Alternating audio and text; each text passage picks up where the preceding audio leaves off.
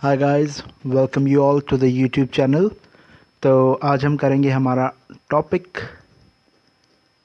6, 7 and 8।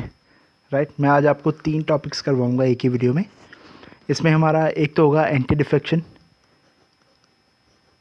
Defection law.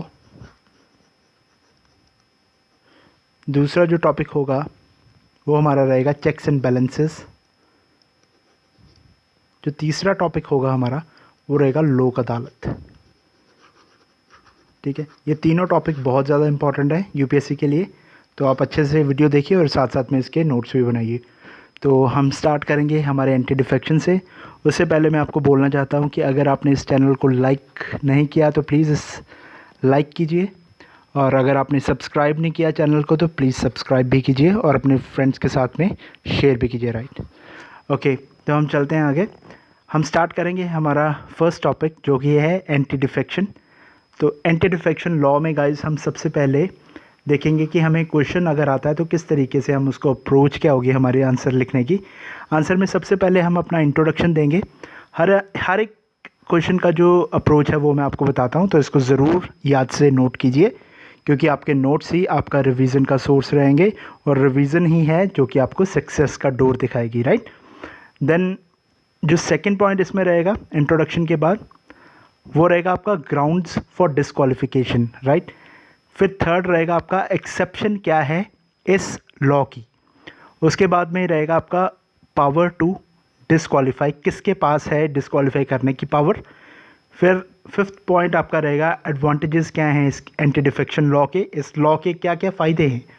फिर हम पढ़ेंगे वेरियस रिकमेंडेशंस कि देखिए हर एक चीज़ के जिसके फ़ायदे हैं उसके कुछ चैलेंजेस भी होंगे। राइट, उस चैलेंजेस को रिमूव करने के लिए कुछ रिकमेंडेशंस भी हमें दी जाती हैं वेरियस कमेटीज़ के द्वारा, वो हम देखेंगे क्या क्या रिकमेंडेशंस हैं। और लास्ट में हम कंक्लूड करेंगे कि एंटी डिफेक्शन का क्या फ़ायदा है या क्या नुकसान है, या हम एंड में उसको कंक्लूड कर देंगे। राइट, तो जो इंट्रोडक्शन है गाइस उसमें सबसे पहले हम बताएंगे कि है क्या ये एंटी डिफेक्शन लॉ। राइट, तो इसमें सबसे पहले हम ये लिखेंगे कि ये पास कब हुआ। ये पास हुआ था 1985 में with 52nd constitutional amendment. Right, 52nd amendment से ये जो लॉ है ये पास होता है, और इस लॉ के पास होने से एक शेड्यूल भी ऐड होता है। उस शेड्यूल को बोला जाता है 10th शेड्यूल। गाइज ये आपको याद रखना है, ये प्री में भी पूछ सकते हैं कि 10th शेड्यूल जो है वो किससे रिलेटेड है। उसमें आपको यही बताना है कि वो रिलेटेड है एंटी डिफेक्शन लॉ से। राइट, उसके बाद में आपको बताना है कि इस लॉ की जो मेन इंटेंट क्या है। ठीक है, ये क्यों बनाया गया, लॉ क्यों बनाया गया, उसके पीछे का रीज़न क्या है। वो ये रीज़न है, देखिए, the evil of political defection. Right, अब क्या होता है देखिए गाइस कि आज अगर मेरे पास एक एमएलए है, मेरी एक पार्टी है, उस पार्टी में एक एमएलए है जो कि ब्राइब लेके दूसरे पार्टी का एमएलए बनने के लिए तैयार हो जाता है। राइट, और इससे क्या होता है, इससे मेरा नुकसान होता है। मेरी पार्टी में अगर एक एमएलए कम हो जाता है जस्ट बिकॉज कि उसको दूसरी पार्टी ने ब्राइब किया, ठीक, उससे क्या होगा कि मे बी मैं मेजॉरिटी लूज़ कर बैठूं। ये मैंने एक बोला है, ऐसा हो सकता है कि 10 एमएलएज मेरी पार्टी में से दूसरी पार्टी ले जाए, ठीक, थ्रू ब्राइब, जो कि एक ईवल प्रैक्टिस है। तो उसको रोकने के लिए एंटी डिफेक्शन लॉ आया है। तो ये इसका मेन इंटेंट है कि to combat the evil of political defections. Right, उसके बाद में हम लिखेंगे कि ये अप्लाई कहाँ होता है गाइज। ये पार्लियामेंट में भी होता है और ये स्टेट असेंबलीज़ में भी होता है। अभी मैंने आपको एमएलए बोला, दैट मीन्स कि वो स्टेट असेंबलीज़ की बात कर रहा हूँ। ऐसे ही अगर मैं एमपीज़ बोलूँगा दैट मीन्स कि वो पार्लियामेंट में भी लगता है, तो वो दोनों जगह पे लगेगा। उसके बाद गाइज हम आगे चलेंगे कि ग्राउंड्स क्या है डिस्क्वालिफिकेशन के। अब देखिए इसमें मैंने अलग अलग पॉइंट्स लिखे हैं कि देखिए मेंबर जो हाउस का मेंबर उस पर डिपेंड करता है। पहला जो मेंबर मैंने लिखा है वो किसी पॉलिटिकल पार्टी से बिलोंग करता है। ठीक है, किसी पॉलिटिकल पार्टी ने उसको टिकट दी, उसके बाद में वो इलेक्शन लड़ा और वो जीत गया। ठीक, दैट मीन्स कि he belongs to a political party. Right, तो उस केस में कैसे डिफेक्शन या डिस्क्वालिफिकेशन जो है वो कैसे हो सकती है, क्या क्या ग्राउंड्स हो सकते हैं, ये मैं दोबारा से आपको बोलता हूँ। वो मेंबर ऑफ द हाउस जो है वो बिलोंग करता है एक पॉलिटिकल पार्टी को, तो क्या क्या ग्राउंड्स होते हैं गाइस। जो फर्स्ट है वो है कि या तो वो वॉलेंटरली गिव अप कर दे अपनी मेंबरशिप। राइट, सेकंड है does not vote according to direction of the political party. अगर वो पॉलिटिकल पार्टी के अकॉर्डिंग वोट नहीं करता, जो पार्टी प्रेसिडेंट उसको बोल रही है, फॉर एग्जांपल एक बिल आता है या कोई भी एक कॉज आता है पार्लियामेंट में या स्टेट लेजिस्लेचर में, वहाँ पर पार्टी प्रेसिडेंट बोलते हैं कि आपको इसके लिए यस बोलना है, राइट। और अगर वो जो मेंबर है वो अगर नो बोल देता है, नो में वोट करते हैं अगर, दैट मीन्स कि वो फॉलो नहीं कर रहे direction of the political party, तो वो भी डिस्क्वालिफिकेशन की ग्राउंड हो जाएगी अगर वो मेंबर हैं पॉलिटिकल पार्टी के तो ही, राइट। पर इसमें देखिए मैंने रेड से यहाँ पे एक एक्सेप्शन लिख दी है इसकी।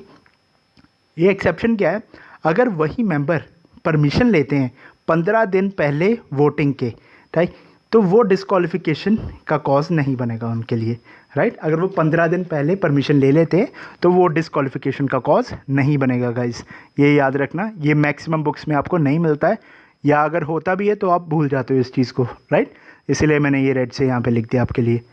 तो नेक्स्ट देखिए गाइस, पहले तो हमने पढ़ा कि अगर वो मेंबर जो हैं वो पॉलिटिकल पार्टी को बिलोंग करते थे, यहाँ पर क्या है, इंडिपेंडेंट है, कोई इंडिपेंडेंटली लड़ता है और वो जीत जाता है। यहाँ पे मेंबर की जगह मैं कैंडिडेट लिखूंगा, ठीक है, candidate.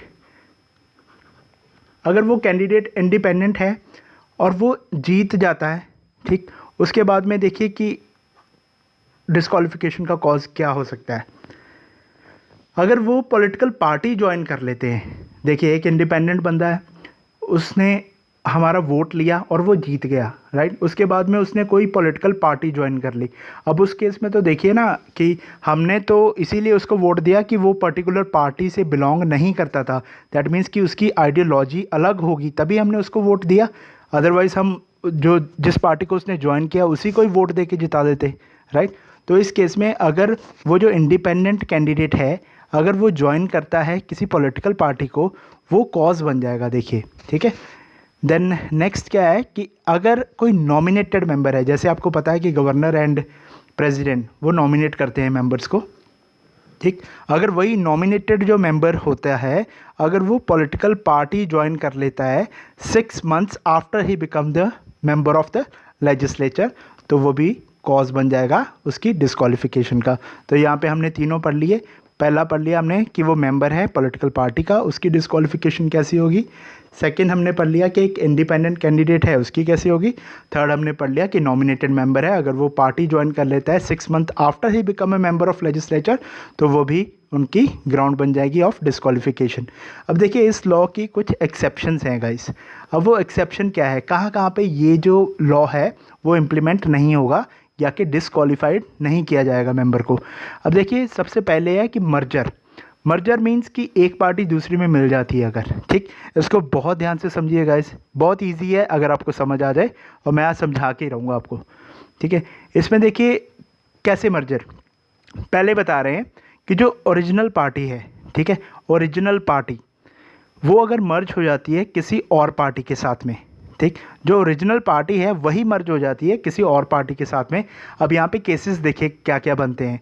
He and other members, that means the party president, ठीक है, एंड लीडर, और जो अदर मेंबर्स हैं, ठीक, पुरानी पॉलिटिकल पार्टी के, that means the original political party के जो मेंबर्स हैं वो क्या हो जाते हैं, वो अब नई पॉलिटिकल पार्टी के मेंबर बन जाएंगे क्योंकि वो मर्ज हुए हैं दूसरी में, ठीक है। तो यहाँ पे यही है कि he and other members of the political party become members of the new political party, right guys.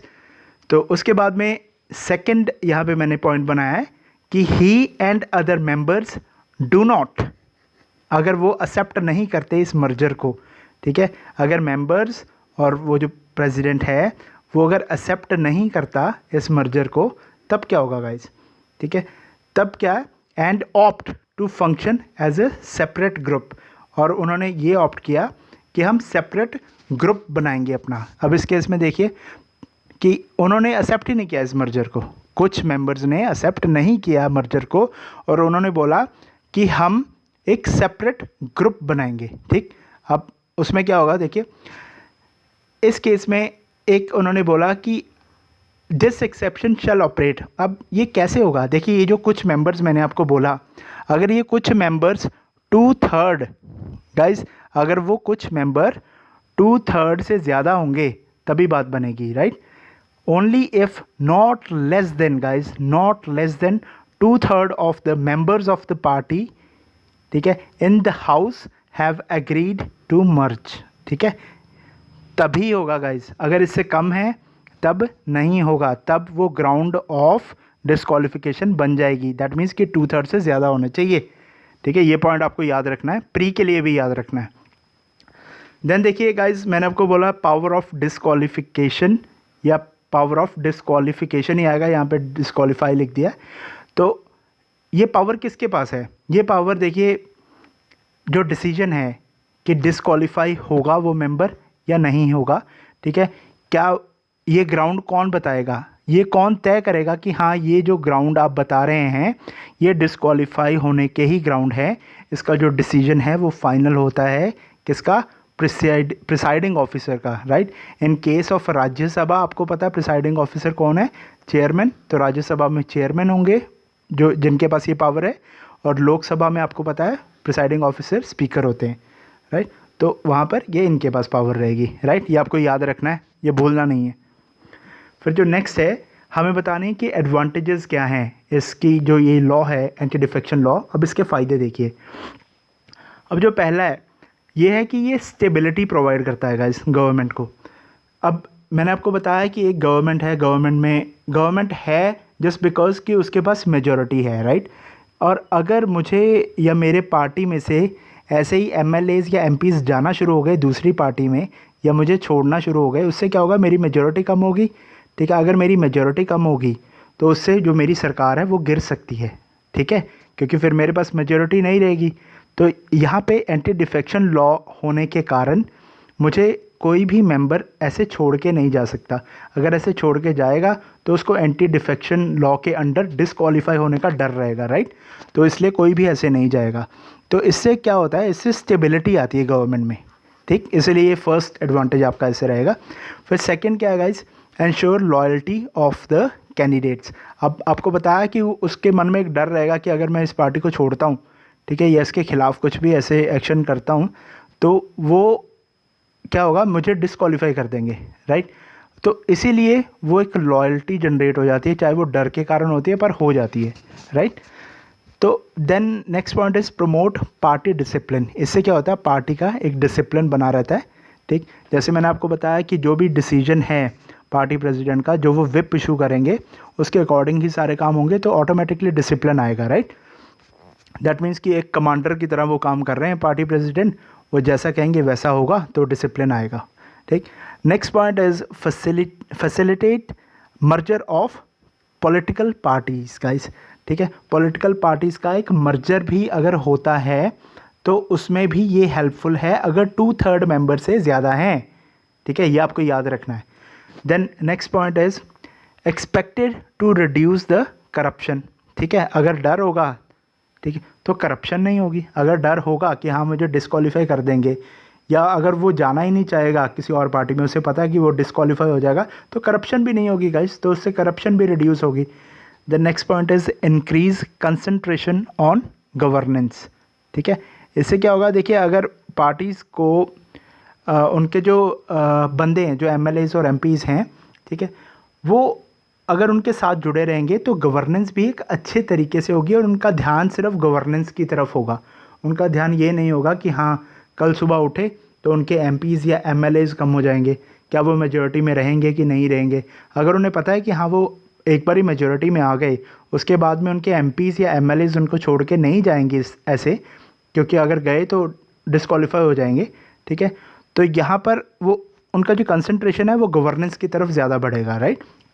और लास्ट पॉइंट मैंने यहाँ पे लिखा है इस पेज पे कि punitive measures against a member who defect from one party to other, ठीक है। अगर कोई ऐसा करता भी है, एक पार्टी से दूसरी पार्टी, दूसरी से तीसरी पार्टी, ऐसा अगर कोई करता है तो उसके लिए एक प्यूनिटिव मेजर भी है, ये लॉ प्रोवाइड करता है, तो उसके कारण भी कोई ऐसे पार्टी को छोड़ के नहीं जाएगा, right guys. Then next heading is challenges posed by anti defection law. अब देखिए, फ़ायदे हो गए, हर एक चीज़ हो गई, कुछ चैलेंजेस भी हैं इसके, ठीक। अब हमने देखा कि पार्टी प्रेसिडेंट जो हैं वो विप इशू कर देते हैं, उसके अकॉर्डिंग काम करना होता है। अगर उसके अकॉर्डिंग काम करना पड़ेगा तो फॉर एग्जांपल एक बिल आता है, उसके लिए मैं नो बोलना चाहता हूँ, पर पार्टी प्रेसिडेंट बोलते हैं कि इसके लिए यस बोलना है तुम्हें, अगर यस नहीं बोलोगे तो डिस्क्वालीफाई हो जाओगे, राइट। तो वहाँ पे क्या हो गया, मेरा एक राइट है, राइट ऑफ फ्री स्पीच, ठीक है, वो इम्पेंच हो गया गाइस, ठीक। ये चैलेंज आ रहा है इसका, इसीलिए सबसे पहले लिख दिया impinges on the right of free speech of the legislators, right. अब देखिए ये इंपॉर्टेंट है, इसको ध्यान से देखिए। This issue was addressed by a 5 जज कॉन्स्टिट्यूशनल बेंच इन 1992 गाइस, ठीक है। क्योटो होलोहान केस है, ये बहुत मशहूर केस है, इसीलिए मैंने इसको यहाँ पे लिख दिया, क्योंकि आंसर में आपको केसेस भी लिखने हैं एज ए रेफरेंस, ठीक। तो इस केस में देखिए सुप्रीम कोर्ट ने बोला था, कॉन्स्टिट्यूशनल बेंच ने ये बोला था कि जो लॉ है, ठीक है, ये वॉयलेट नहीं कर सकता बेसिक स्ट्रक्चर को, ठीक है ना, बेसिक स्ट्रक्चर को ये लॉ वॉयलेट नहीं कर सकता, ये बोला गया था हमारे क्योटो होलोहान केस में, राइट गाइस। देन हम आगे चलेंगे, आगे है doubts regarding voluntarily resigning from party. अब देखिए यहाँ पे एक डाउट भी रहता है, डाउट किस चीज़ का रहता है, रिगार्डिंग कि ये जो वॉलंटरली रिजाइनिंग है पार्टी से या क्या है, क्या इन्होंने वॉलंटरली रिज़ाइन किया है या सिर्फ इन्होंने जो अपनी मेंबरशिप छोड़ी है ताकि ये किसी और पार्टी को ज्वाइन कर सकें, राइट। यहाँ पे ये चीज़ का डाउट रहता है, doubt regarding voluntarily resigning from party, ठीक है। इसमें क्या है देखिएगा, इस 2 पॉइंट्स हैं, voluntary giving up the membership of the party not synonymous with resignation, right guys.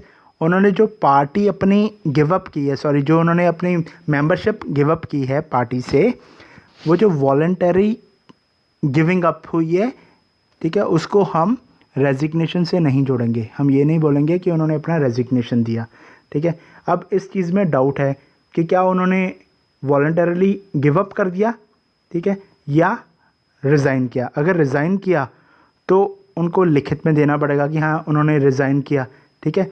अगर उन्होंने लिखित में रेजिग्नेशन नहीं दिया, ठीक है, दैट मीन्स कि वो वॉलंटरली गिव अप कर रहे हैं, और अगर ऐसे वॉलंटरली गिव अप आप कर रहे हैं दैट मीन्स कि फिर आप क्या होगे, डिस्क्वालीफाई हो जाओगे।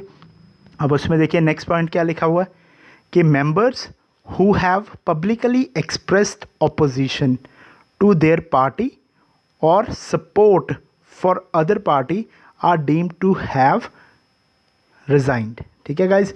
अगर किसी भी पार्टी को पब्लिकली अपोज करते हो आप, उसको फॉर एग्जांपल आप किसी एक ए पार्टी के मेंबर हैं और आप ए पार्टी को ही आप अपोज करना शुरू हो गए, राइट, उसके ऑपोजिशन में ही आप बोलना शुरू हो गए, या आप बी पार्टी को सपोर्ट करना शुरू हो गए ए पार्टी में होते हुए, राइट, उसको क्या डीम किया जाएगा, to have resigned from the party, right. फिर देखिए गाइस आगे विप की मैं बात कर रहा था, जो पार्टी प्रेसिडेंट इशू करते हैं, उसमें क्या है रिगार्डिंग विप, ये क्या चैलेंज यहाँ पे, जो पॉलिटिकल पार्टीज़ है वो इशू करती हैं एक डायरेक्शन, ठीक है। मैंने बोला था वो बोलेंगे यस बोलो तो यस बोलना है, नो बोलो तो नो बोलना है, वो एक डायरेक्शन इशू करते हैं टू एमपीज़, ठीक है, on how to vote on most issues, right. ज़्यादातर इशू जो हैं उसमें विप चलती है, वो पहले ही बोल देते हैं कि आपको क्या बोलना है इस इस बिल के रिगार्डिंग आपको क्या बोलना है पार्लियामेंट में, राइट। तो नेक्स्ट है गाइज आपका, ये रिस्ट्रिक्ट करता है legislator from voting with his conscience judgement and interest of his electorate. अब देखिए फॉर एग्जांपल मैंने किसी एमएलए को चुना, राइट, मैंने एमएलए को चुना क्योंकि मुझे उसके आइडियाज़ अच्छे लगे, उसकी जजमेंट अच्छी लगी, उसका कंसाइंस अच्छा लगा, ठीक है, और मुझे पता है वो किस तरीके का बंदा है, राइट, तो मैंने उसे चुना। अब इसमें क्या हुआ देखिए, अब जब वो उसकी वोटिंग करने की बारी आई, जब वो पार्लियामेंट में गया, ठीक है, या स्टेट लेजिस्लेचर में बैठा हुआ है, तो जब उसकी वोट करने की बारी आई और उसके पार्टी प्रेसिडेंट ने उसको यस बोलने को बोला किसी एबीसी बिल के लिए, राइट, तो उसको येस ही बोलना पड़ेगा, चाहे उसकी अपनी कंसाइंस या उसकी अपनी जजमेंट बोलती हो कि नहीं इस पर मुझे नो वोट करना है। ठीक है, देखिए उसकी आइडियोलॉजी या उसका कंसाइंस, उसकी जजमेंट या उसका इंटरेस्ट कोई भी काम नहीं आया उसके, राइट। तो ये रिस्ट्रिक्ट करता है लेजिस्लेटर को वोट करने से according to his conscience, judgement and interest. यहाँ पे ये पॉइंट है। ठीक है, then next guys, challenges the decision of the presiding officer in the court. ठीक है, अब ये किस तरीके से यहाँ पे है कि कैसे चैलेंज किया जा सकता है प्रिसाइडिंग। अब देखिए प्रिसाइडिंग ऑफिसर ही बताएंगे ना कि क्या फलाने फलाने जो मेंबर हैं वो डिस्क्वालीफाई होंगे या नहीं होंगे। ठीक है, अब यहाँ पे सुप्रीम कोर्ट ने देखिए क्या बोला। सुप्रीम कोर्ट हेल्ड दैट, उन्होंने क्या बोला, there may not be any judicial intervention until the presiding officer gives his order. जब तक प्रिसाइडिंग ऑफिसर नहीं बोलते कि क्या वो डिस्क्वालीफाई होंगे या नहीं होंगे। ठीक है, अगर मेंबर डिस्क्वालीफाई हो रहा है या नहीं हो रहा है ये कौन डिसाइड करेगा गाइस, प्रिसाइडिंग ऑफिसर। जब तक प्रिसाइडिंग ऑफिसर ये डिसाइड नहीं करते कि लाइक वो अपना डिसीजन नहीं देते, तब तक कोर्ट में नहीं जाया जा सकता, राइट। और क्या, the final decision is subject to appeal.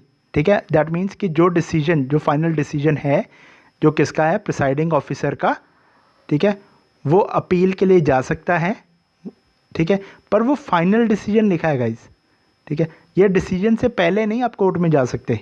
ठीक है, कि पार्टी आपको बोल रही है कि हाँ आपको डिस्क्वालीफाई करवा दिया जाएगा, फिर केस जो है वो प्रिसाइडिंग ऑफिसर देखते हैं उसको कि हाँ इसको होना है या नहीं होना है, उससे पहले नहीं आप जा सकते। जब फाइनल डिसीजन ले लिया जाएगा through the presiding officer, then an appeal can be made. कहाँ पे, हाई कोर्ट में भी हो सकती है और सुप्रीम कोर्ट में भी हो सकती है गाइस।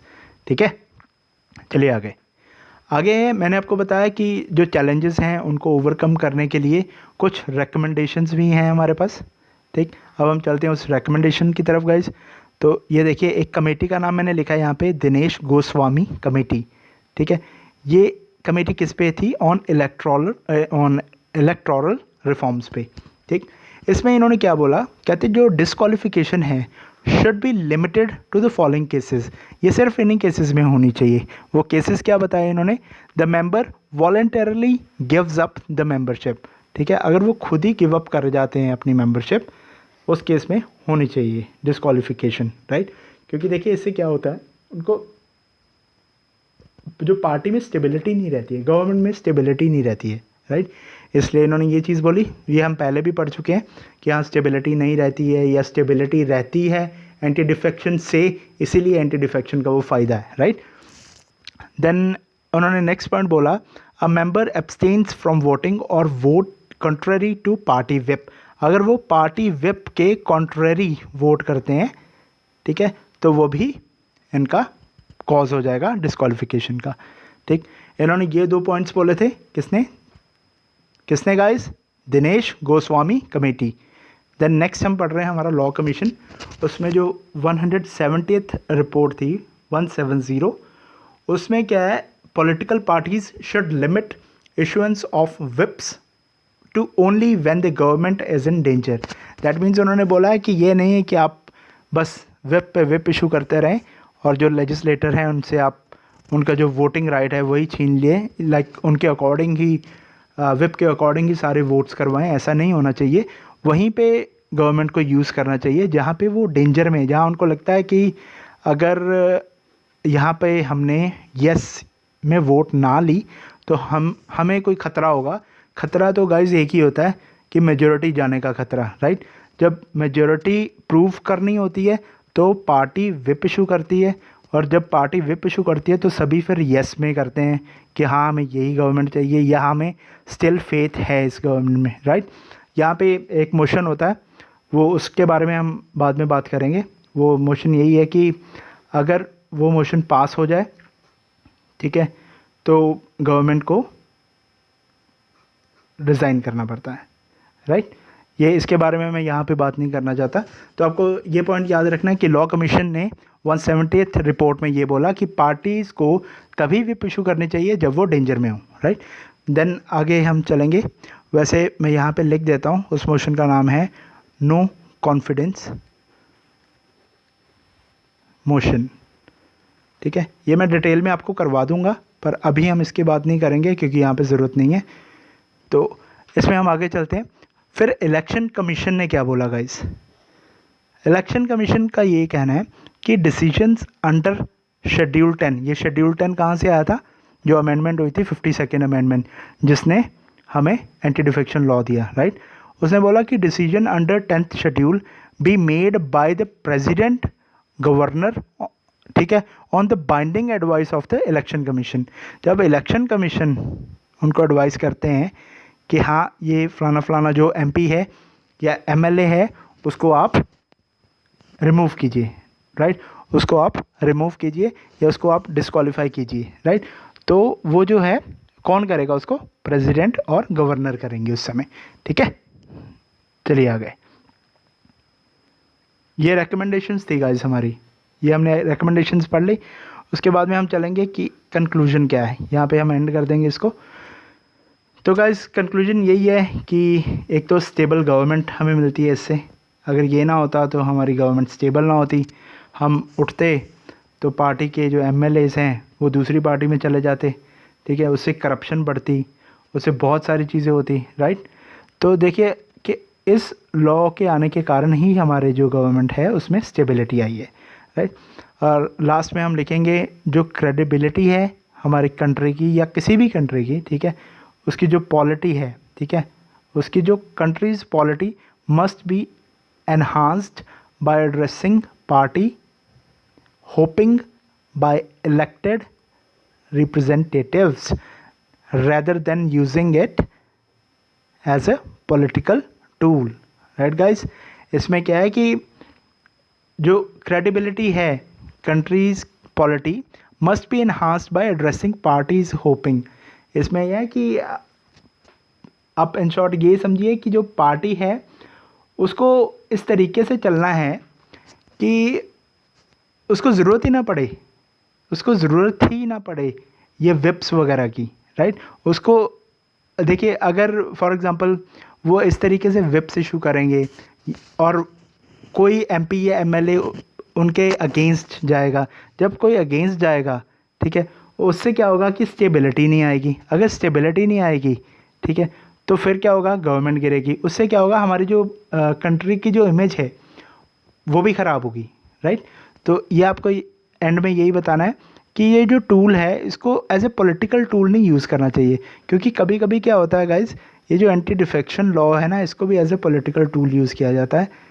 जो पार्टी मेजॉरिटी में है, दैट मीन्स कि जिसकी गवर्नमेंट है, ठीक है, उसके मेंबर्स को, ठीक है, अगर उसका कोई एमपी है, अगर वो कोई ऐसी हरकत करता है कि फॉर एग्जांपल किसी पार्टी प्रेसिडेंट ने बोला कि आपको यस बोलना है पर्टिकुलर बिल पे, और वो अगर नो बोलता है, ठीक है, तो उस केस में क्या होता है, ज़्यादातर मैं आपको बता रहा हूँ कि ज़्यादातर क्या होता है, उसका डिसीजन जल्दी से ले लिया जाता है। किसके द्वारा? प्रिसाइडिंग ऑफिसर के द्वारा। वो जल्दी से बोल देंगे कि हाँ इन्होंने नो में बोला, दैट मीन्स कि पार्टी की विप के ये अगेंस्ट गए हैं तो इनको डिस्क्वालीफाई कर दिया जाएगा, राइट। पर ऐसा ही अगर मैं बोलूँ कि ऑपोजिशन है, कोई भी ऑपोजिशन का मेंबर है, ठीक है, ऑपोजिशन भी तो विप इशू करती है ना अपनी पार्टी की, ठीक है। तो अगर उसने अपने मेंबर्स को बोला कि आपको यस बोलना है, ठीक है, और उनका अगर मेंबर नो बोल देता है, उस केस में हम ये देखते हैं कि जो प्रिसाइडिंग ऑफिसर है वो डिसीजन नहीं लेता उनके डिस्क्वालीफाई होने पे, राइट। ऐसा नहीं होना चाहिए गाइस, ठीक है। उनके टाइम पे भी फिर जल्दी जल्दी से डिसीजन लेके इसको भी फिर डिस्क्वालीफाई करना चाहिए, ठीक। ये पॉइंट बहुत ज़्यादा इम्पॉर्टेंट है गाइस, ठीक, ये आपको समझना पड़ेगा, ठीक। इसीलिए इसको एज ए पॉलिटिकल टूल नहीं यूज़ करना चाहिए, ठीक, ये पॉइंट है। ओके गाइस, तो अब हम चल रहे हैं हमारे टॉपिक नंबर 7 पे, जो है हमारा चेक्स एंड बैलेंसेस। गाइस ये क्वेश्चन आता ही आता है पेपर में, ठीक है। चेक्स एंड बैलेंसेस, एक साल आएगा, अगले साल नहीं आएगा, फिर एक साल आएगा, फिर अगले साल नहीं आएगा, फिर लगातार भी आता है। ये ऐसा टॉपिक है आपका। अब हम इसमें बात क्या करेंगे गाइस, जो इंडियन कॉन्स्टिट्यूशन है and theory of checks and balances, इसमें मैं आपको पढ़ाऊँगा कि ये थ्योरी होती क्या चेक्स एंड बैलेंसेस की, ठीक है, सेपरेशन की थ्योरी क्या होती है। उसके बाद में हम पढ़ेंगे कि हमारे इंडियन कॉन्स्टिट्यूशन में क्या कहीं पे भी चेक्स एंड बैलेंसेस की बात की गई है? क्या सेपरेशन ऑफ पावर्स की बात की गई है? अगर की गई है तो कहाँ की गई है? ठीक है, ये सभी हम इसमें पढ़ेंगे, ये बहुत ज़्यादा इंपॉर्टेंट है। तो इसमें देखिए सबसे पहले इसकी अप्रोच क्या रहेगी। अप्रोच में गाइस वही सबसे पहले तो हम इंट्रोड्यूस करेंगे इसको, इस टॉपिक को। उसके बाद में हम इंडियन सिचुएशन देखेंगे, ठीक। फिर देखेंगे कि concept of checks and balances है क्या। फिर लास्ट में हम इसको कंक्लूड कर देंगे। ये बहुत ज़्यादा इंपॉर्टेंट है, इसमें आपको अच्छे तरीके से समझना है कि theory of separation of power क्या है और चेक्स एंड बैलेंसेस क्या है, ठीक है। और हमारे जो इंडियन कॉन्स्टिट्यूशन है उसमें क्या क्या बात की गई है एग्जीक्यूटिव, लेजिस्लेचर एंड जुडिशरी के रिगार्डिंग, ठीक है। हम इसकी इंट्रोडक्शन यहाँ से स्टार्ट करते हैं गाइस। तो सबसे पहले हम करेंगे इंट्रोडक्शन, उसमें है according to theory of separation of power. मैंने आपको बताया कि पहले सेपरेशन ऑफ पावर की बात करेंगे हम यहाँ पे। सेपरेशन ऑफ पावर में गाइस कुछ नहीं है, सिर्फ यही है कि 3 ऑर्गन्स हैं गवर्नमेंट के। First legislature, second executive, third is judiciary. ये जो 3 डिफरेंट मैंने ऑर्गन्स बताए, ठीक, ये बहुत ज़रूरी हैं किस चीज़ के लिए? एक डेमोक्रेसी के लिए। क्योंकि जो डेमोक्रेसी होती है उसमें ये जो 3 पावर्स है ना, जो हमने ये ऊपर पढ़ी, ये तीनों पावर्स, ठीक है, ये इसको सेपरेट रखा गया है। दैट मीन्स कि इसको एक ही ऑर्गन नहीं इन तीनों पावर्स को एक्सरसाइज करेगा। हर पावर को एक्सरसाइज करने के लिए 3 सेपरेट ऑर्गन्स चाहिए गाइस। इसको एक्सरसाइज करने के लिए 3 सेपरेट ऑर्गन्स चाहिए हमें, राइट। चलिए आगे है, the theory of separation of powers signifies 3 things. क्या चीज़ें ये सिग्निफाई करता है गाइस? सबसे पहले, 1 organ of the government should not interfere with other. दूसरे में इंटरफेयर नहीं करेंगे आप, ठीक है। अगर आपके पास लेट्स से कि जुडिशरी की पावर है तो आप जुडिशरी की ही बात कीजिए, तो आप लेजिस्लेचर में मत आइए, राइट। आप एग्जीक्यूटिव की तरफ ध्यान मत दीजिए, आप अपना काम कीजिए, राइट। ये कौन कहता है? Separation of powers. ये 3 चीज़ें बता रही है थ्योरी। पहले हमने पढ़ लिया कि जो ऑर्गन है वो दूसरे में इंटरफेयर नहीं करेगी, ठीक है। 1 organ should not exercise the function given to other organ. अगर आपको एक काम दिया है आप वही काम करेंगे, आप दूसरे जो ऑर्गन है उसका काम नहीं करेंगे। पहला हो गया इंटरफेयर नहीं करेंगे, फिर हो गया एक्सरसाइज नहीं करेंगे, ठीक है। और थर्ड पे क्या आ गया? The same person should not be the part of more than 1 organ, ठीक है। अब देखिए, एक मिस्टर ए है, वो या तो जुडिशरी का पार्ट हो सकते हैं या लेजिस्लेचर का या एग्जीक्यूटिव का, ठीक है। ये नहीं है कि वो एग्जीक्यूटिव के पार्ट हैं और वो लेजिस्लेचर के भी हैं। जैसे हमारे यहाँ पे मिनिस्टर्स होते हैं, ठीक है, वो क्या होते हैं कि होते तो लेजिस्लेटर हैं पर वो एग्जीक्यूटिव बन जाते हैं। जब वो मिनिस्टर हैं तो वो एग्जीक्यूटिव हैं, ठीक है। और अगर वो एमपी एमएलए हम उनको बोलेंगे देन वो लेजिस्लेटर हैं। आई होप इस चीज़ का आपको पता है, ठीक है। जब भी एमपी एमएलएज होते हैं वो लेजिस्लेटर्स होते हैं। जब मिनिस्टर्स बन जाते हैं, जब काउंसिल ऑफ मिनिस्टर में इंट्रोड्यूस हो जाते हैं तो वो एग्जीक्यूटिव हो जाते हैं, राइट। तब वो एग्जीक्यूटिव हो जाते हैं। देन हम आगे चलते हैं गाइस। आगे क्या है? Indian situation. अब ये तो हमने पढ़ लिया कि सेपरेशन ऑफ पावर की थ्योरी क्या बोलती है। अब हम देखेंगे कि हमारे इंडिया में क्या होता है, राइट। अब इंडिया में अगर हम देखेंगे तो सबसे पहले हम बात करेंगे हमारे कॉन्स्टिट्यूशन की। हमारे कॉन्स्टिट्यूशन में क्या है कि रिकग्नाइज ही नहीं किया जाता क्या चीज़? जो doctrine of separation of power है, ठीक है, इसको रिकग्नाइज ही नहीं करते हैं, ठीक। अब देखिए, बट इसको रिकग्नाइज तो नहीं किया हमारे कॉन्स्टिट्यूशन ने, but it is assume that 1 wing of the government will not interfere with other. पर हमारे यहाँ पे यही अज्यूम किया जाता है कि जो 1 ऑर्गन है वो अदर ऑर्गन्स में नहीं जाएगी, नहीं दखल अंदाजी करेगी, इंटरफेयर नहीं करेगी, ठीक है। ये तो हमने तो अज्यूम कर लिया, अब देखते हैं होता क्या है। आर्टिकल नंबर 50 है गाइस। आर्टिकल नंबर 50 हमारा डीपीएसपी का आर्टिकल है, ठीक।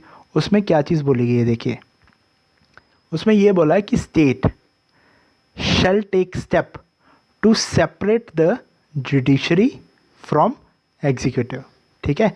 जुडिशरी को एग्जीक्यूटिव से अलग रखना है।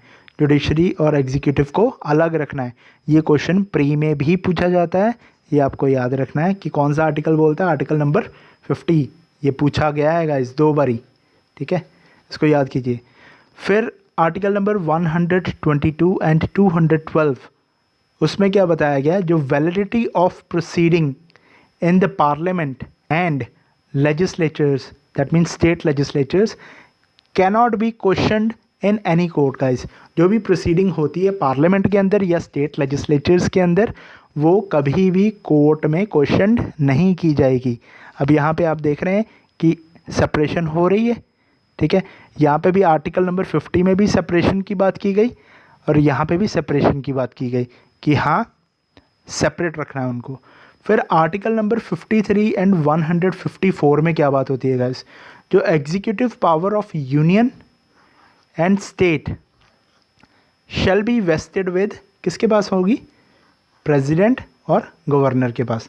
दैट मीन्स यूनियन की जो पावर है वो चलेगी प्रेसिडेंट के पास, स्टेट की गवर्नर के पास, ठीक है गाइस।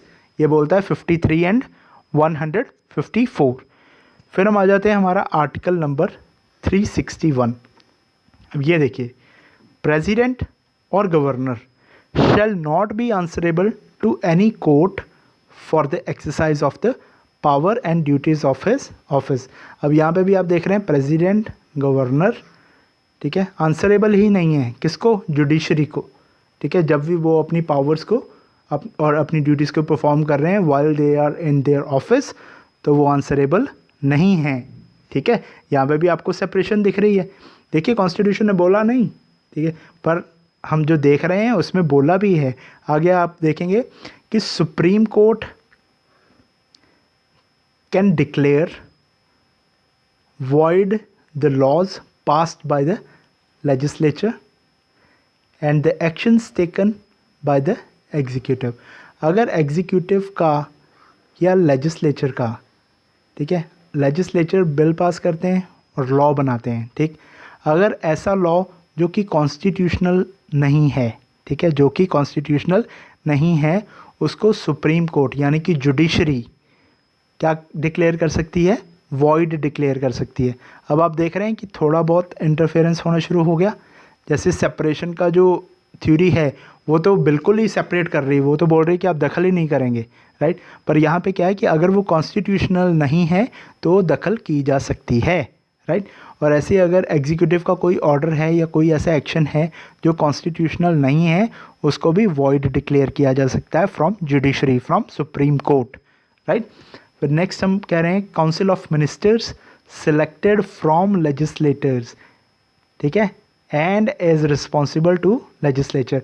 अब सेपरेशन क्या बोलती है कि ELJ ये अलग अलग रहेंगे, ठीक है।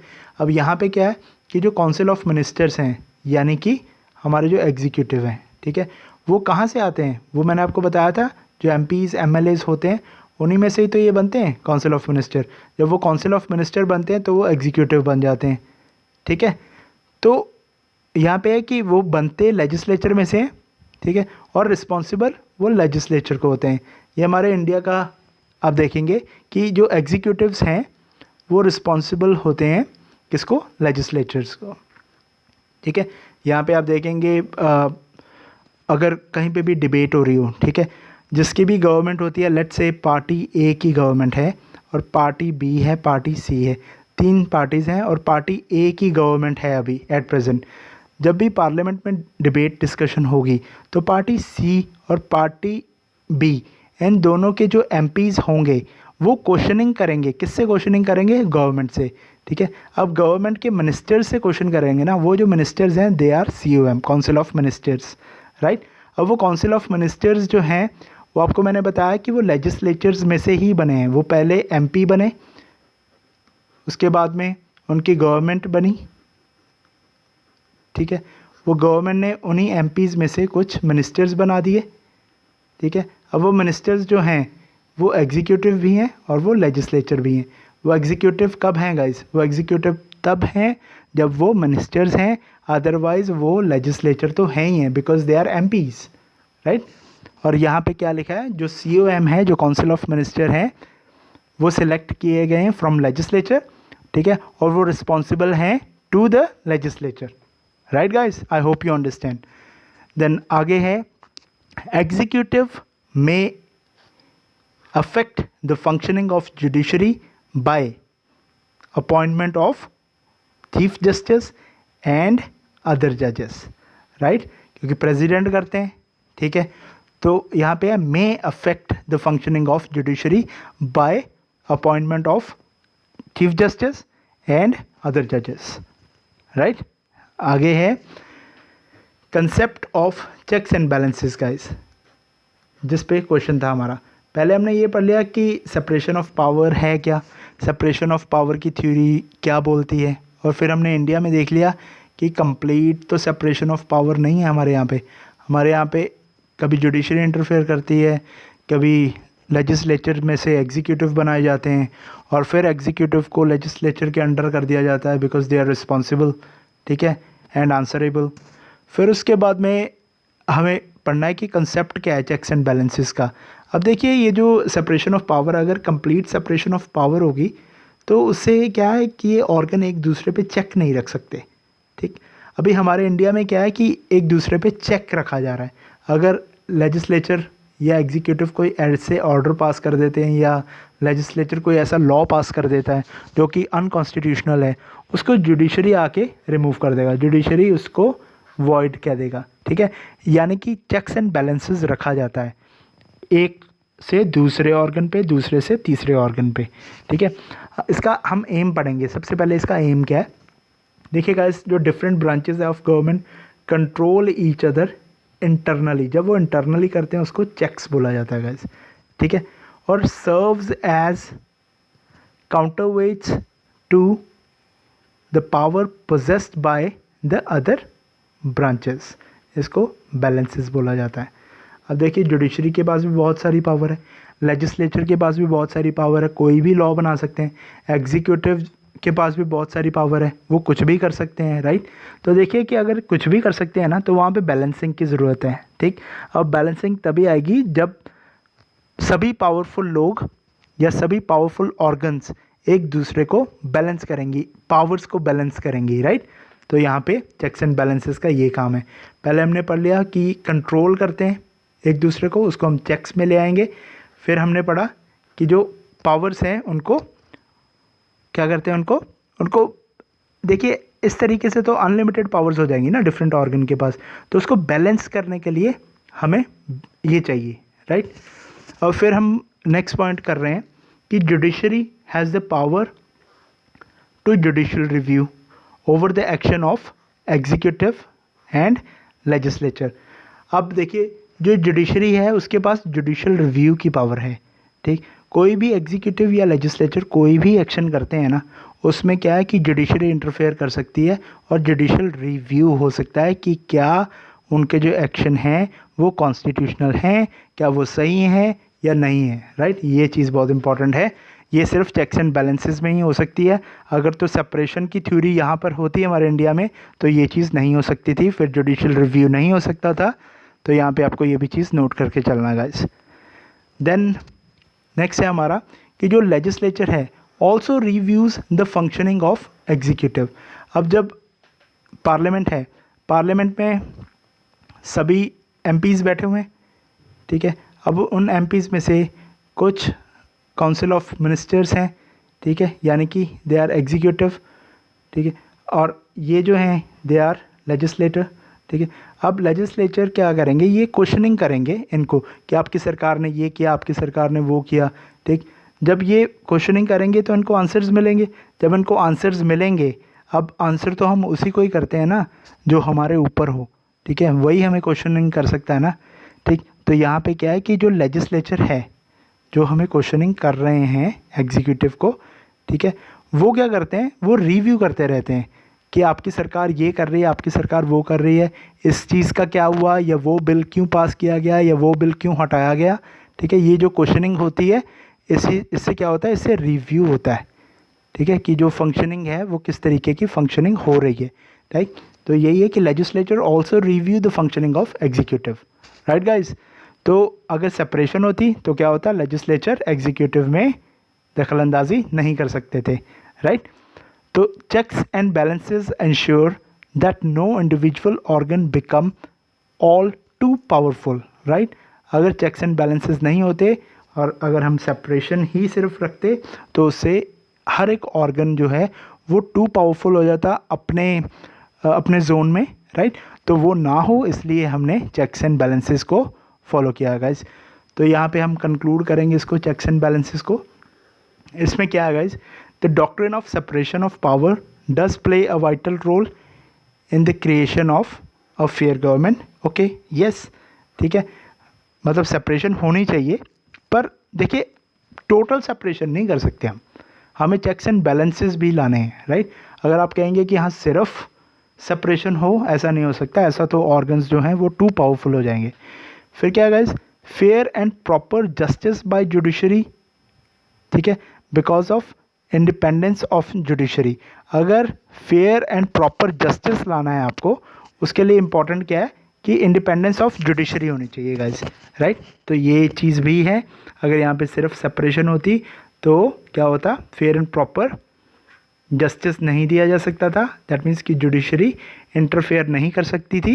पर यह भी आपको याद रखना है कि जो हमें आर्टिकल नंबर 50 बोला गया है जिसमें है कि जुडिशरी और एग्जीक्यूटिव को अलग अलग रखना है, उसमें यही है कि एग्जीक्यूटिव की भी जो पावर यानी कि गवर्नमेंट की पावर नहीं चलेगी उसमें। अगर उसकी पावर नहीं चलेगी दैट मीन्स कि जुडिशरी इंडिपेंडेंट होगी, अगर इंडिपेंडेंट होगी उससे फेयर एंड प्रॉपर वो अपना जो है हमें जस्टिस दे सकते हैं, राइट गाइज। तो नेक्स्ट है हमारा cooperation of all three organs will ensure the smooth running of the government। अगर ये तीनों जो ऑर्गन्स हैं अगर ये कॉपरेट करेंगे एक दूसरे से, उससे क्या होगा, स्मूथ रनिंग होगी गाइस हमारी गवर्नमेंट की, राइट। ये थी हमारा पूरा कंक्लूजन चेक्स एंड बैलेंसेस पे। इसके बाद में हम चलेंगे हमारे नेक्स्ट टॉपिक के ऊपर जो कि है हमारा लोक अदालत।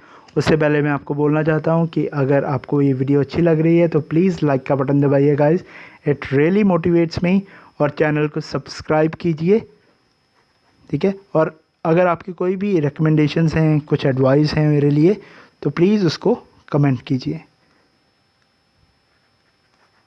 ठीक है गाइस। और अपने फ्रेंड्स के साथ में शेयर भी कीजिए, एंड प्लीज़ बेल आइकन को भी दबा देना, उससे आपके पास सारी की सारी नोटिफिकेशंस आ जाएंगी जब भी मैं नेक्स्ट वीडियो डालूँगा। तो अब हम चलते हैं हमारे नेक्स्ट टॉपिक पे। हमारा नेक्स्ट टॉपिक है गाइस, और आज का आखिरी टॉपिक रहेगा हमारा लोक अदालत। लोक अदालत न्यूज़ में है, इम्पॉर्टेंट भी है, तो इसको अच्छे तरीके से समझिए, बहुत ही अच्छे तरीके से मैं आपको समझा दूंगा, आपको भूलेगा नहीं है। अब देखिए गाइस, इसमें हम किस तरीके से चलेंगे या हमारी अप्रोच क्या होगी।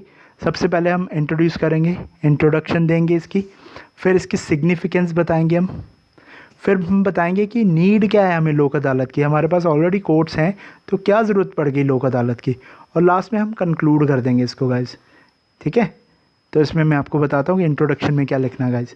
अब इंट्रोडक्शन में आप ये बताएंगे कि जो लोक अदालत है ये सप्लीमेंट्री फॉरम हमने बनाया है, राइट, ताकि एक सेटिस्फैक्ट्री सेटलमेंट हो सके डिस्प्यूट्स का, right guys. Just hold for a second guys. तो गाइस हम थे लोक अदालत पे। तो जो लोक अदालत है गाइस ये एक सप्लीमेंट्री फॉरम है, ठीक है, जो कि सेटिस्फैक्ट्री सेटलमेंट ऑफ डिस्प्यूट करता है, राइट।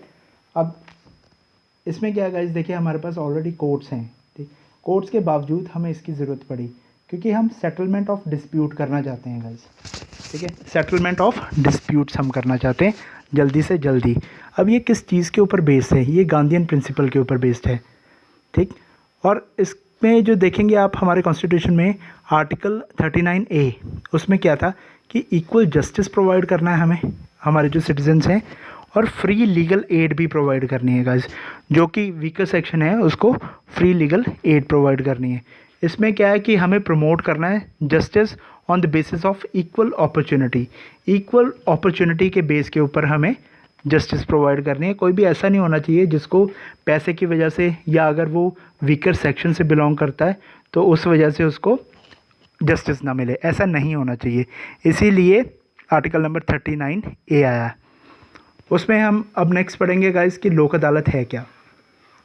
लोक अदालत जो कंडक्ट की जाती है वो नालसा कंडक्ट करवाता है, ठीक है, दैट मीन्स कि नेशनल लीगल सर्विस अथॉरिटी, ठीक है, ये इसको कंडक्ट करवाते हैं।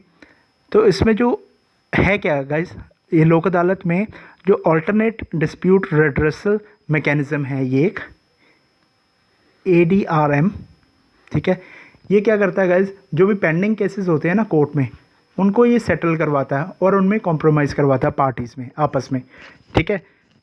इसमें ये चीज़ आपको याद रखना, वो जो केसेस हैं वो कोर्ट के होने चाहिए, वो पेंडिंग होने चाहिए, ठीक है, उनको ये सेटल करवाता है। और इसमें देखिए गाइस, द अवार्ड ऑफ लोक अदालत इज़, पहली बात तो वो फाइनल रहेगा और दूसरी बात वो बाइंडिंग होगा ऑन ऑल द पार्टीज़, ठीक है। और इसके लिए कोई भी अपील नहीं आप कर सकते, जो भी उसने बोल दिया वो फाइनल रहेगा, वो बाइंडिंग होगा आप पे, कोई अपील नहीं होगी किसी भी लॉ में, किसी भी कोर्ट में इसके लिए आप अपील नहीं कर सकते, राइट गाइस। नेक्स्ट है इसकी सिग्निफिकेंस। अब देखिए क्या फ़ायदा है इसका। पहली बात तो कोई कोर्ट फ़ी नहीं है आपको लगेगी इसकी, ठीक, आप लोक अदालत में आपका केस गया, कोई कोर्ट फ़ी नहीं लगेगी। अगर ऑलरेडी आपने किसी कोर्ट में केस लगा रखा है तो वो आपको जो फ़ी है वो रिफ़ंड हो जाएगी गाइस। नेक्स्ट पॉइंट हमारा रहेगा no strict application of procedural law and evidence law. ये प्री में भी क्वेश्चन आ सकता है कि क्या लोक अदालत जो है वो किसी एक्ट या प्रोसीजरल लॉज को बहुत स्ट्रिंजेंटली फॉलो करता है, तो नहीं, नो स्ट्रिक्ट एप्लीकेशन गाइस, इसको बहुत ध्यान से आप पढ़िए, नो स्ट्रिक्ट एप्लीकेशन, राइट। फिर थर्ड पॉइंट है आपका डायरेक्ट इंटरेक्शन होती है बिटवीन पार्टीज़, जो पार्टीज़ है जिनमें केस चल रहा है और जजेस में, ठीक है, इनमें डायरेक्ट इंटरेक्शन होती है। और उसके बाद में है कि जो डिस्प्यूट है, ठीक है, उसको डायरेक्टली भी लोक अदालत में लाया जा सकता है, ज़रूरी नहीं कि आप किसी कोर्ट में जाएंगे, डायरेक्टली भी लोक अदालत में लाया जा सकता है। देखिए लोक अदालत जो है, वन इज़ परमानेंट, ठीक है, वन इज़ लोक अदालत। ये जो लोक अदालत हैं ये कोर्ट्स में लगती हैं, कभी कभी कुछ परमानेंट होती हैं। जो परमानेंट वाली होती हैं वो कुछ डिस्प्यूट्स होते हैं जो कि पब्लिक यूटिलिटी जो होती हैं, जैसे पानी, बिजली, ठीक है, इनके जो भी केसेस होते हैं वो डायरेक्टली क्या होते हैं, जो परमानेंट लोक अदालत हैं वो उनके लिए अलग से बना रखी हैं, वो डायरेक्टली वहाँ पे अपने डिस्प्यूट्स लेके जा सकते हैं। और अगर किसी कोर्ट में लोक अदालत लगी हुई है तो आप वहाँ पे भी डायरेक्टली लेके जा सकते हैं, जो कि टाइम टू टाइम लगती रहती हैं, ठीक है। Then decision is binding guys, जो भी डिसीजन रहेगा इस लोक अदालत का वो बाइंडिंग रहेगा, ठीक।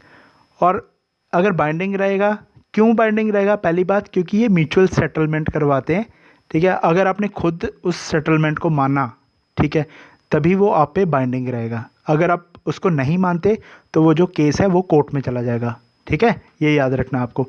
तो mutual settlement, so no appeal. अब वहाँ पे म्यूचुअल सेटलमेंट हुई है तो अपील भी नहीं आप कर सकते। Then inexpensive guys and fast remedy, इसमें जल्दी जल्दी से वो रेमेडी बताते हैं आपको, ठीक है। और उनका लीगल स्टेटस भी होता है, क्योंकि जो उन्होंने डिसाइड कर दिया वो आप पे बाइंडिंग होगा, उसको आप अपील नहीं कर सकते किसी भी कोर्ट में, राइट। तो गाइस इसकी ज़रूरत क्यों पड़ी, नीड क्या है फॉर लोक अदालत, इसमें है 4 रीज़न। पहला रीज़न देखिए, नो कोर्ट्स एंड जजेस, सॉरी नो नहीं, नंबर ऑफ कोर्ट्स एंड जजेस गाइस, ये बहुत ही ज़्यादा कम है हमारे इंडिया में, ठीक है। अगर नंबर ऑफ कोर्ट्स ज़्यादा होती या जजेस हमारे पास ज़्यादा होते तो हमें इसकी ज़रूरत ना पड़ती लोक अदालत की। हमारे पास जजेस कम हैं और जो इंक्रीज़ हो रहे हैं हमारे जो केसेस हैं उसका फ़्लो बहुत ज़्यादा इंक्रीज़ हो रहा है, जिसके कारण की पेंडेंसी हो रही है केसेस की, तो उसको रिमूव करने के लिए हमें लोक अदालत चाहिए। और तीसरी है कि हाई कॉस्ट गाइस, जो कोर्ट्स हैं उसमें इतने ज़्यादा पैसे लग जाते हैं लोगों के कि उनको फिर जस्टिस चाहिए ही नहीं होता, ठीक है। जो गरीब है उसको अगर जस्टिस देना है तो इनएक्सपेंसिव होना चाहिए, फास्ट होना चाहिए गाइस, उसके लिए हमें लोक अदालत की ज़रूरत पड़ी। Then guys delay in disposal of cases, अब यहाँ पे आपने सुना होगा तारीख पे तारीख, ठीक है।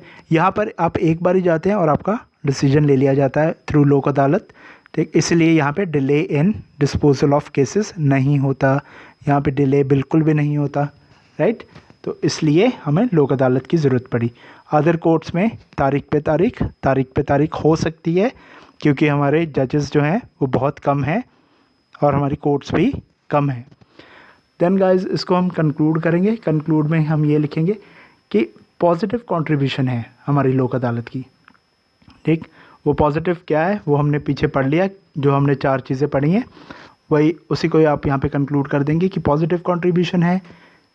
और इसमें जो हमारा आर्टिकल नंबर 39A था वो भी हमें यहाँ पे प्रूव होता मिल रहा है कि इक्वल असेस टू जस्टिस, ठीक है। किसी भी वीकर सेक्शन है उनको फ्री में जस्टिस मिलेगा, ठीक है, फ्री जस्टिस मिलेगा। Then guys, maximum Lok Adalat needed to achieve the Gandhian principle of Gram Swaraj guys, ठीक है। अब मैंने आपको बताया था ये गांधीयन प्रिंसिपल पे है, इंट्रोडक्शन में हमने बताया था, ठीक है। वही चीज़ को आपको एंड में लिखना है कि मैक्सिमम लोक अदालत चाहिए हमें, ताकि जो गांधीयन प्रिंसिपल है ग्राम स्वराज का उसको हम अचीव कर सके गाइस। तो ये थे गाइस हमारे 3 टॉपिक्स जो कि हमने कंप्लीट कर लिए हैं, 6, 7 एंड 8। अब नेक्स्ट मैं आपको ऐसे ही 3 टॉपिक्स की वीडियो बना के दूंगा जिससे कि आपके जल्दी से जल्दी ये सारे मेंस के टॉपिक कंप्लीट हो जाएंगे। तो गाइज़ आई होप कि आपको ये वीडियो अच्छी लग रही है और ये सीरीज़ मुझे लगता है कि कम से कम 400 टॉपिक्स तक तो जाएगी, ठीक है। तो आप ज़रूर इस चैनल को सब्सक्राइब कीजिए गाइज़, ठीक है। अगर आपको वीडियो अच्छी लगी, अगर नहीं भी अच्छी लगी तब भी कमेंट कीजिए, बताइए मुझे, और इस चैनल को शेयर कीजिए विद योर फ्रेंड्स, ठीक है। और ज़्यादा से ज़्यादा गाइज़ वीडियो को लाइक कीजिए and please press the bell icon, ठीक है। Thank you guys, I see you in the next video then, bye bye.